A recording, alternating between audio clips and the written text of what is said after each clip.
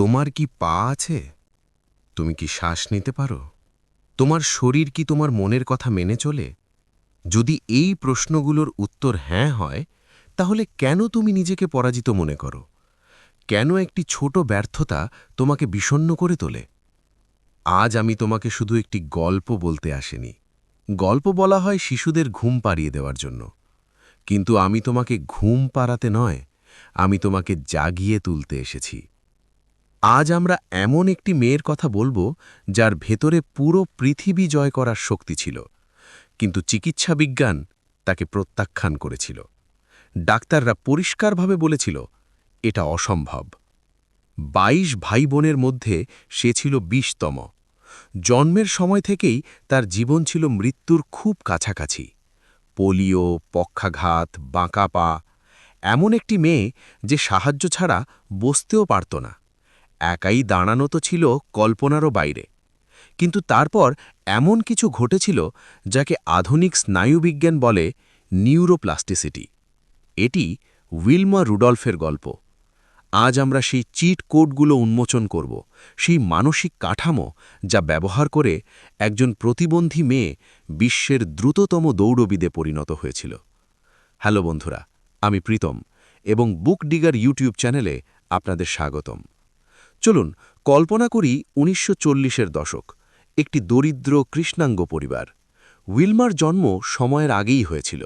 সে জন্ম থেকেই একজন যোদ্ধা ছিল, কিন্তু তার প্রথম লড়াই ছিল নিজের নিঃশ্বাসের জন্য। স্কারলেট জ্বর তার ফুসফুসকে গ্রাস করেছিল। ডাবল নিউমোনিয়া তাকে প্রায় মেরে ফেলেছিল। কিন্তু আসল নাটক শুরু হয় যখন উইলমার বয়স মাত্র ৪ বছর। তার বাম পা ধীরে ধীরে ভেতরের দিকে ঢুকতে শুরু করে। ডাক্তাররা পরীক্ষা করে জানান তার মেরুদণ্ডে সমস্যা হয়েছে। পোলিও পোলিও স্নায়ুতন্ত্রকে আক্রমণ করে এবং মানুষকে স্থায়ীভাবে অক্ষম করে দেয়। ডাক্তাররা তার মাকে স্পষ্ট ভাষায় বলেছিলেন, এই মেয়েটি আর কখনো স্বাভাবিকভাবে হাঁটতে পারবে না। এই জায়গাতেই বেশিরভাগ মানুষ ভেঙে পড়ে। আমাদের ৯৯% মানুষ এটাকে ভাগ্য বলে মেনে নেয়। আমরা বলি, এটা সৃষ্টিকর্তার ইচ্ছা। কিন্তু এখানেই উইলমার মা এমন কিছু করলেন যাকে ডক্টর জো ডিসপেন্সা তার বইতে বলেন প্লেসিবো এফেক্ট। তিনি ডাক্তারের ভবিষ্যদ্বাণী মানতে অস্বীকার করেছিলেন। তিনি উইলমার মনে একটি বীজ বপন করেছিলেন। তিনি বলেছিলেন, ডাক্তার যাই বলুক না কেন, তুমি হাঁটবে, তুমি দৌড়াবে, শুধু কল্পনা করো, শুধু বিশ্বাস করো। একদিকে ছিল চিকিৎসা বিজ্ঞানের তথ্য, অন্যদিকে ছিল একজন মায়ের অটুট বিশ্বাস।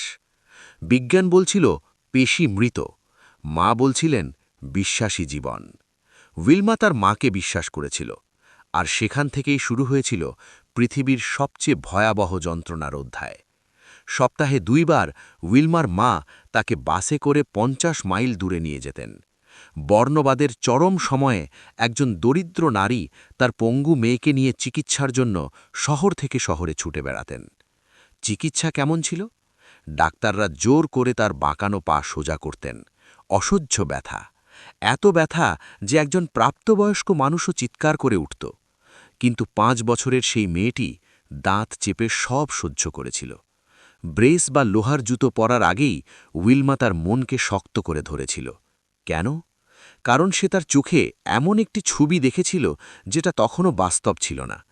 এখানেই লুকিয়ে আছে এক গভীর মনস্তাত্ত্বিক রহস্য।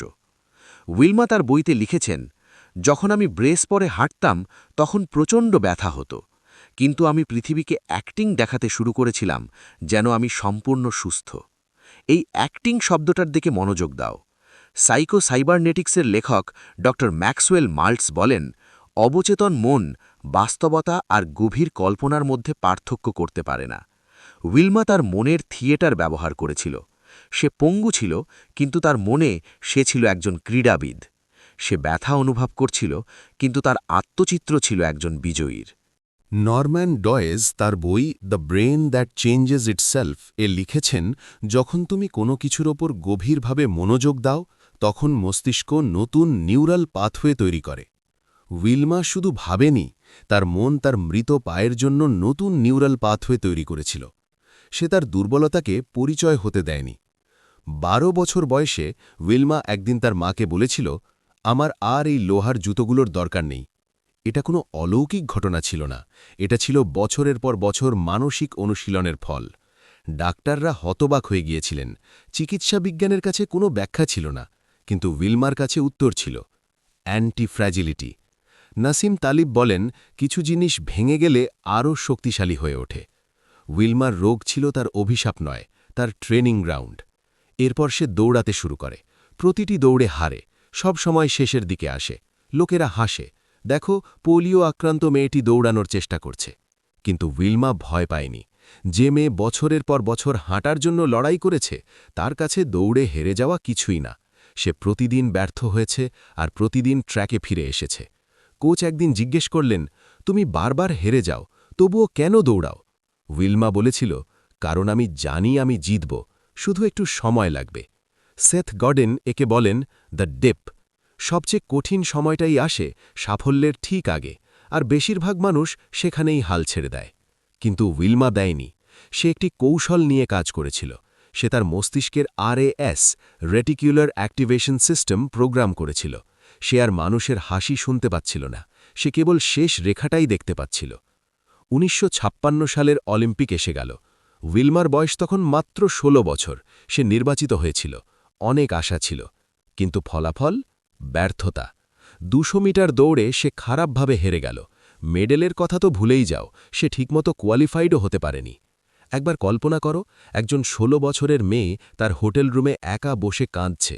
তার মনের ভেতরে নিশ্চয়ই একটা কণ্ঠ বলছে, তোমার সীমার মধ্যে থাকো উইলমা, তুমি একজন পঙ্গু, তোমার জায়গা এখানে নয়। কিন্তু এখানেই উইলমা এমন কিছু করেছিল যা একজন হাই পারফর্মার করে। সে নিজেকে মারধর করেনি, সে নিজের প্রতি মিথ্যে সহানুভূতিও দেখায়নি। সে নিজেকে একটি প্রশ্ন করেছিল, দাম কত? What is the price? আর সে সিদ্ধান্ত নিয়েছিল, আমি আগামী ৪ বছরে আমার জীবনের একটি দিনও নষ্ট করব না। আমি গোল্ড মেডেল চাই, I will pay the price. ৪ বছরের নির্দয় পরিশ্রম, প্রতিদিন ভোরে ঘুম থেকে ওঠা, ব্যথা সহ্য করা, ঘাম ঝরানো। ১৯৬০ সাল, রোম অলিম্পিক। বিশ্বের সেরা ক্রীড়াবিদেরা সেখানে হাজির। কেউ জানত না টেনিসির এক অবহেলিত মেয়ে ইতিহাস বদলে দিতে চলেছে। কিন্তু গল্প এখানেই শেষ নয়।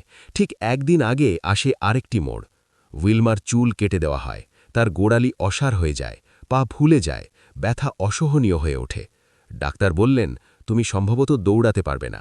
এখন বলো তো উইলমা কি করেছিল? সে ডেভিড গগিন্সের 40% নিয়ম ব্যবহার করেছিল। যখন তোমার মন বলে আমি আর পারছি না, তখন তুমি আসলে তোমার সম্ভাবনার মাত্র 40% ব্যবহার করছ। উইলমা সেই ব্যথাকে উপেক্ষা করেছিল। সে তার মনের দরজা বন্ধ করে দিয়েছিল আর শরীরকে অটোপাইলটে ছেড়ে দিয়েছিল। দৌড় শুরু হল।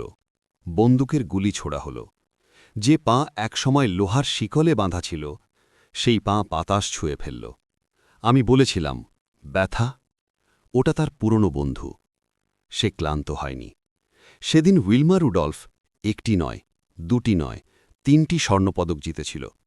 ১০০ মিটার রিলে, ২০০ মিটার রিলে ও ৪০০ মিটার রিলে। সে বিশ্ব রেকর্ড ভেঙেছিল।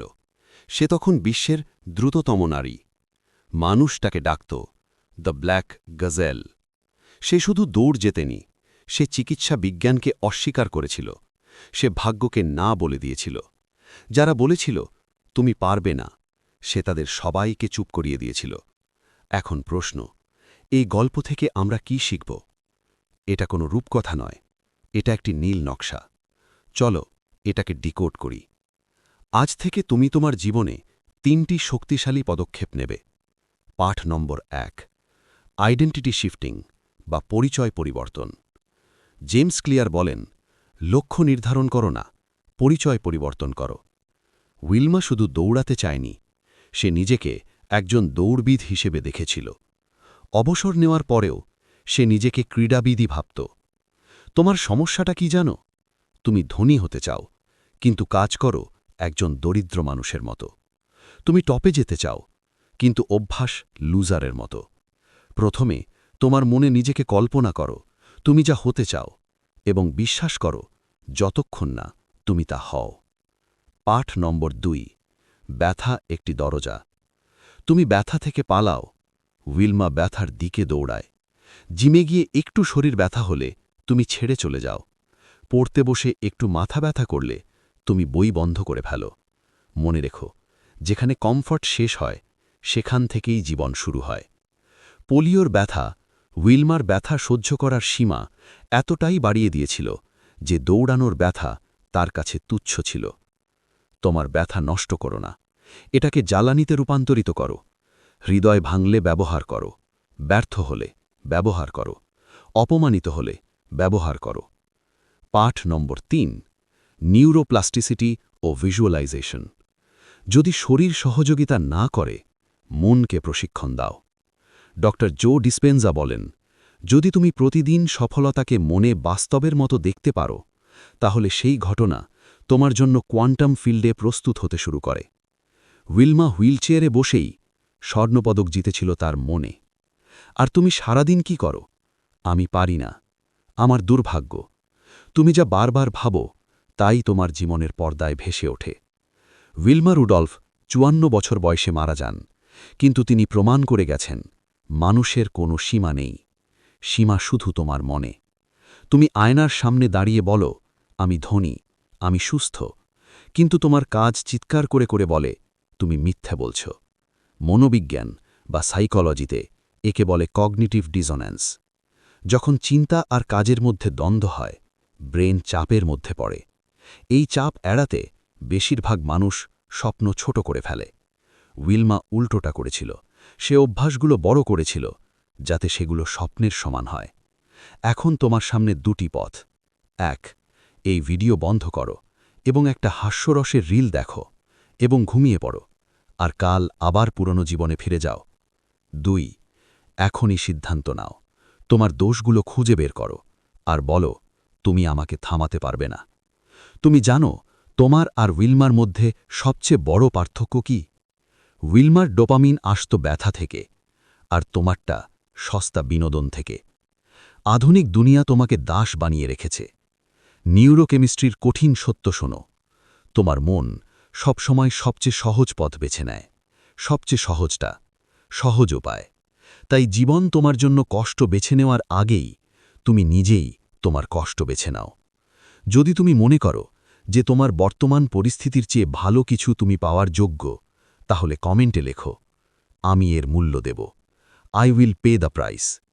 এই একটি মন্তব্য তোমার অবচেতন মনের কাছে একটি সরাসরি আদেশ হিসেবে কাজ করবে। আর হ্যাঁ, যদি তুমি চাও আমি তোমাকে বিশ্বের সবচেয়ে শক্তিশালী সাইকোলজি মডেল এবং বইয়ের সারাংশ নিয়মিত শোনাতে থাকি, তাহলে সাবস্ক্রাইব করো। পছন্দ তোমার। তুমি ভিড়ের অংশ হতে চাও নাকি ভিড়কে নেতৃত্ব দিতে চাও? পরবর্তী ভিডিওতে দেখা হবে। অনেক ধন্যবাদ।